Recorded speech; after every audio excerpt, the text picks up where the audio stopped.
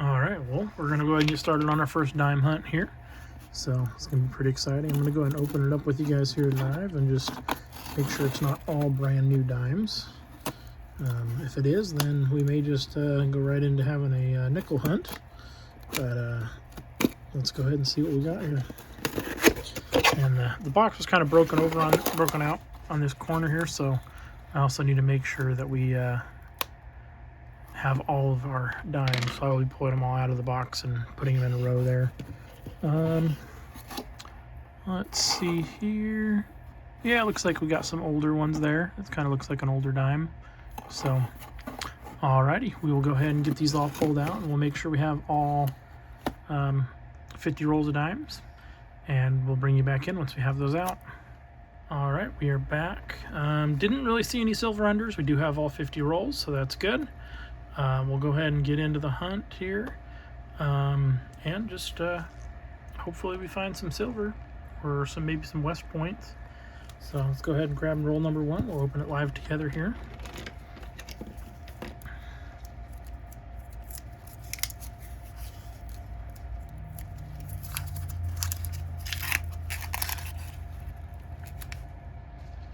All right, I do not see any, well, hold up, there's something here. I don't think it's a silver. It's probably just dirty. Yeah, 2012. Very interesting edge. I don't really see any copper on it either, though, but maybe somebody painted it or something, so. All right, well, we'll go ahead and go through these, make sure we don't have any West Points or anything, and we'll get into the hunt. We'll bring you in if we have any finds. All right, well, we are back. The dimes had no silver. We did have a couple little nice toners here, so wouldn't have held on to those. Several of the rolls actually had extra dimes in them, like between like 51, 52 on the count. That's always nice. I'll take those.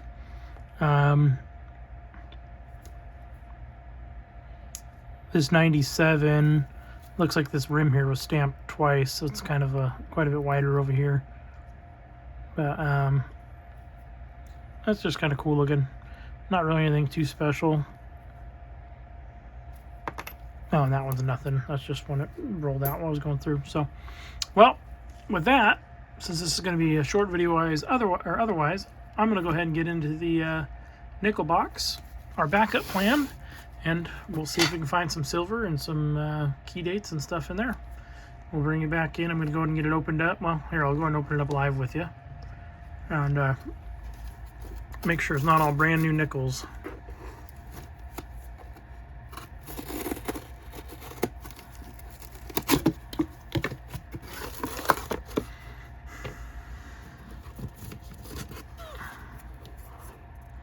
Oh yeah, those are definitely got some circulated ones in there, so not all brand new. We'll go ahead and get these pulled out, get them put on the table, and we'll get into the hunt. All right, well, we got them all sorted out here, and I didn't see any more nickel enders, but did see a lot of older enders, like 1964s and possibly a couple older ones. So yeah, let's go ahead and get into it, see what we find. Hopefully we can find some silver in here. All right, well, roll number 6, guys. We are going to have a reverse-facing Buffalo. The Philadelphia. Let's see if we got a year on it. 1937 Philadelphia. This one's actually in pretty nice condition for being in circulation. You can even see some of the horn there still. So we will put this off to the side here, and maybe it'll be an upgrader for us, but we'll go ahead and get back into the hunt. All right, roll number 8. We have another reverse-facing Buffalo here. Looks like another Philadelphia. This one's also in really nice condition, and it's a 1936. So you got a 36 and a 37 Philadelphia. Let's just go ahead and look through the rest of this roll here together and see if maybe there's another one hiding out in here. Nope, does not look like it. I'll get this cleaned up. I'll get into the next roll. bring you back if I have another find. All right, we got another coin here. Roll number 9. Reverse facing Denver mint mark. And it looks like it's going to be a 1959 Denver. Go ahead and add that to the pile over here. Well, we don't have a pile yet, but we're going to go and add it over here and start our pile. And we'll just see if we have any more in here. And it does not look like it, so we'll go ahead and get back into that. Roll number 11. This one looks kind of older, so we'll go ahead and take a look. Looks like a 1953 out of Philadelphia. So go and add that to the pile there. Get back into the hunt. All right, we are back. We were on roll number...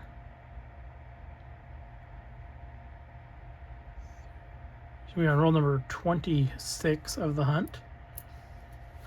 This is a... looks like one of the older ones.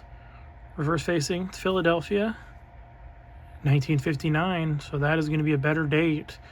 I believe those have like 27 million roughly minted. So that's a good coin, and that may even be an upgrader for what we have. So, but we'll go ahead and get back into the hunt. All right, we are back. Roll number 28. Or no, sorry, 29. Got another older looking one here. 1947 Philadelphia. We will add that one to the pile there. All right, roll number 30. 1941 obverse facing out of Philadelphia. So I believe that one we could check for a double die as well. Here, we'll check that at the end. All right, well, I was way off on my count. Minus 10 from all of those previous roll numbers I gave you, other than the first 10. For some reason in my brain, I jumped 10 rolls ahead. This is roll number 21. So, as a 1939 obverse facing, and looks pretty nice. So hopefully we get a nice mint mark on the back here. And no, it is going to be a Philadelphia. I don't see a Henny notch on there, but I do have my scale right here, so we're going to go ahead and weigh it. 4.94, so no, that's just a regular 39. We will check that at the end of the video for the double die. So for right now, we'll go ahead and set it off to the side here, and we'll get back into the hunt. Same roll, reverse facing, Philadelphia mint. No mint mark on it, but it does look older. 1952. Go ahead and add that to the pile. All right, we are back. It's kind of another older looking one. Reverse facing, Philadelphia. Looks like a 1957. It's got some sort of major issue going on there with the neck area. That's really weird. Never seen anything like that before.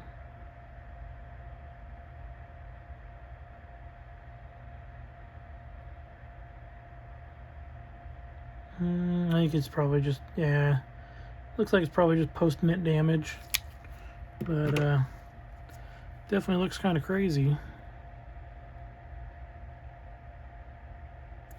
There's a little line there that made it look weird, so we'll go and add that to this pile. All right, we are back. So the second coin back is a 1940, but the one in front of it has a Denver mint mark and looks older. And so it's going to be a 1941 Denver. And then the next one is a 1940. And it is a 1940 San Francisco. So we'll add that one to the pile there as well. Well, I would say that is probably the one of the most corroded nickels I've ever seen. I don't know the date or anything on it. Trying to decide whether I should try to clean it off a bit, see if I can find a date. But I don't know if that would really help much. So I'm going to set it off to the side. Maybe we'll try and look at it a little more. All right, we are back. We got another Reverse facing Denver mint mark. It looks a little older. It's going to be a 1954 Denver. Add that one to the pile. And I thought I saw another one in here. It looked kind of old.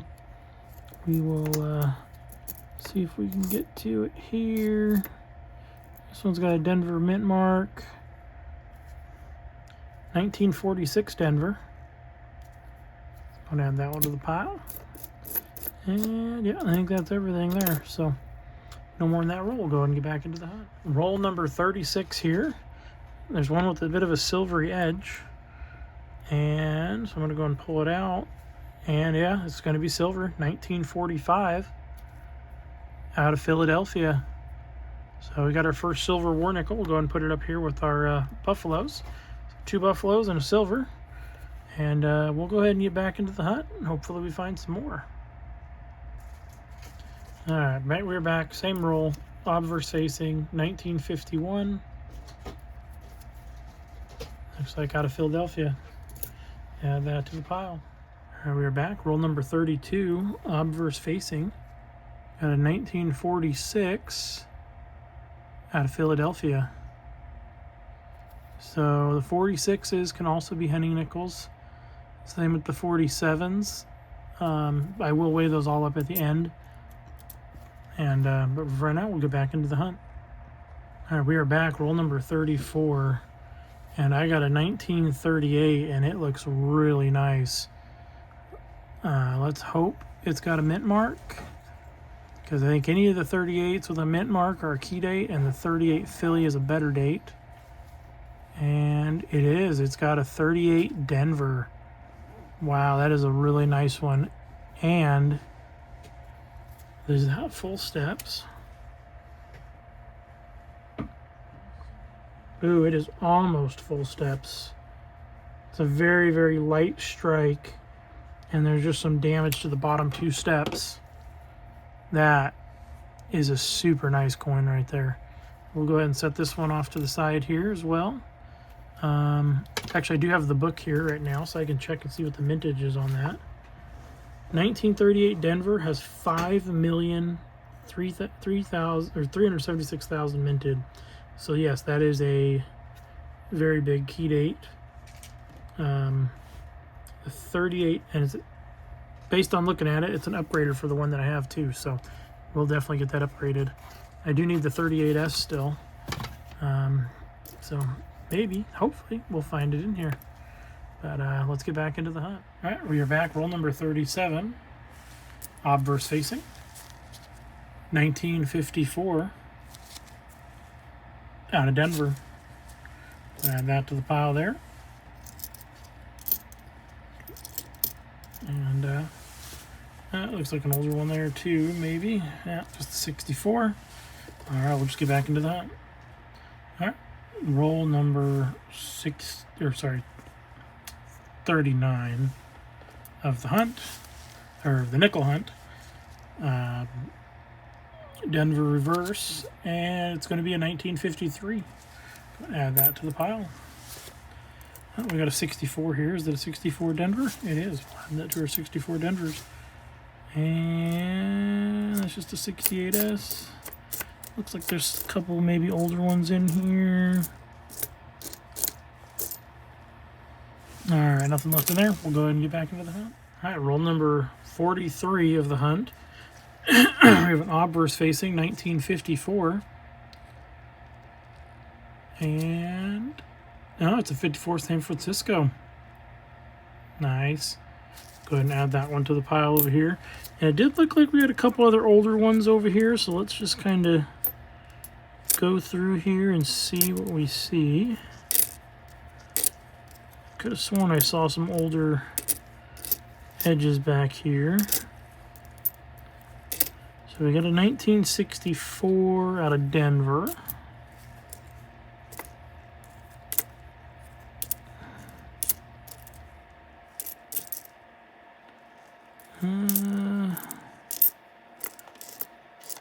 Oh, here we are. This one looks kind of older. Oh, that's just an 85. Here's another Denver. 63 Denver.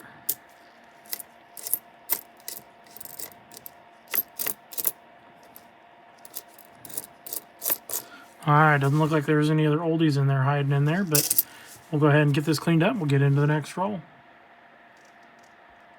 Very next roll, obverse facing.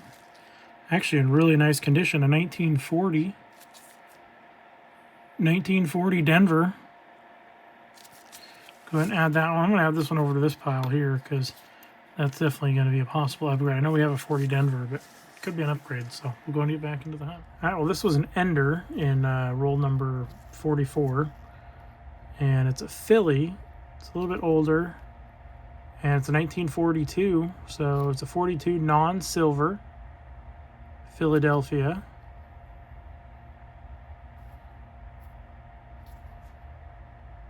Yep, non-silver.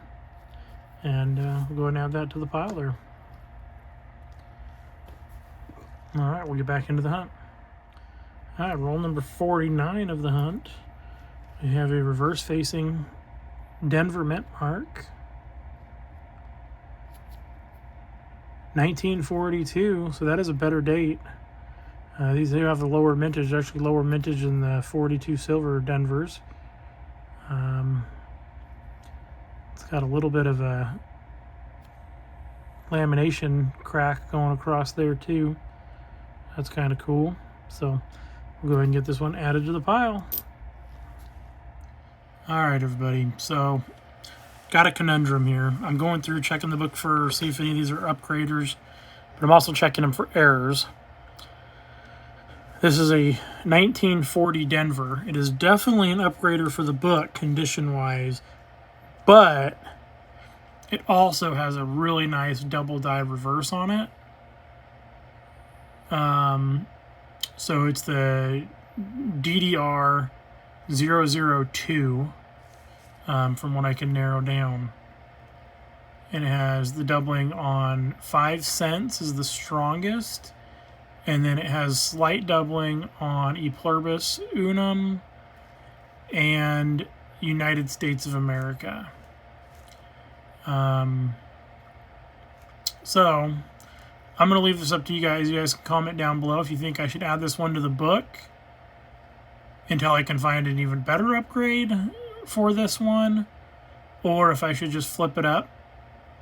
Right now I'm just going to go ahead and flip it up. If you guys decide that I should put it in the book, if that's what the votes say, I will take it out of the flip and I'll put it in the book, and we'll go from there.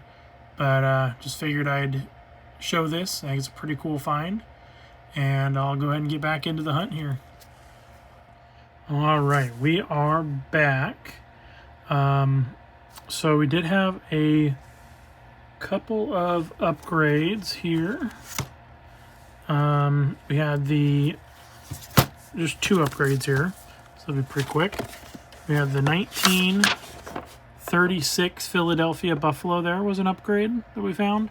37 just barely wasn't an upgrade.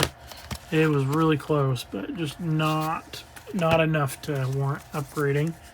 And then the 1938 Denver was an upgrade. It is full steps. I went ahead and put it in the book just because it's only worth like $25-30, and you'd have to get it graded to get that kind of money out of it. As is, it's probably worth about $15. So I figure, that kind of value, I'd just leave it in the book. No reason to flip it up. The 1940, we did have an upgrader, but it has the double die reverse on it.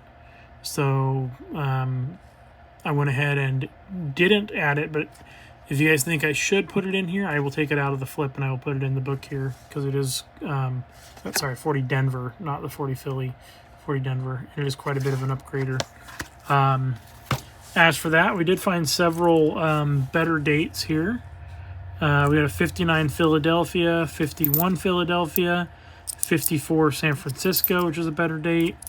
The 1940S it's not really a better date or anything, but it is one that I don't run into very often, so I just held on to it. 42 Philly is not really a better date, but it's just kind of one that's not silver. 42 Denver is a better date with only about 14 million minted. And then the 39 Philly, I just hold on to all of those. And then this is the old 38 Denver that was the one that was upgraded from. So pretty cool. The 36 or 37 and 36 Buffaloes, and we got a 1 silver nickel, a 1945 Philadelphia, and then those are nothing. Here we go. We had a 1960 Philadelphia with the double die reverse and double die obverse. I need to do a little more research into this one, figure out what the DDO and DDR is, but I wanted to make sure I got this video out to you guys tonight, because I did promise it by the weekend, and it's going to take quite a bit of research to figure that one out. Another 1960 Philadelphia. This one's in really, really nice condition. Definitely MS higher grade. This one was the DDR009. And then we had the 1940 one here. It's in really nice condition as well. Probably MS condition. DDR002. So, and that's the 1940 Denver. So, a couple of cool finds tonight. Hope you all enjoyed. Hope you all please subscribe. I'm trying to hit the 1,000 subscriber goal here. Let me go and get these pinched down so they don't scratch any of the other ones in the holders. I am trying to get to, actually I'd like to get to 1,500 subscribers. My goal is to get to 1,500 subscribers. Every 100 or every 50 subscribers, I have it written down here somewhere. Every 50 subscribers is a half a gram of silver. Every 100 subscribers upgrades it to, so at 100 subscribers additional from now, it upgrades it to a gram of silver, or and then 150 subscribers, it upgrades it to a